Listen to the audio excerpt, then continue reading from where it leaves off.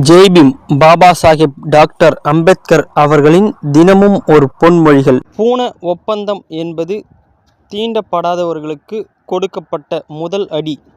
இந்த ஒப்பந்தத்தை விரும்பாத இந்துக்கள் அவர்களுக்கு மேலும் பல அடிகளை தருவதில் முனைப்பு காட்டி வருகின்றனர் என்பது தெள்ளத் தெளிவாக தெரிகிறது. அந்த ஒப்பந்தம் தீண்டப்படாதவர்களுக்கு எத்தகைய நன்மையும் செய்துவிடாதபடி பார்த்துக் கொள்வதே இந்த சாதியின் நோக்கமாகும். காங்கிரஸ் பூண ஒப்பந்தத்தின் சாரத்தை உறிஞ்சிவிட்டு சக்கையை தீண்டப்படாதவர்கள் முகத்தில் எறிந்துவிட்டது என்றே கூற வேண்டும். பாபா சாஹேப் டாக்டர் அம்பேத்கர்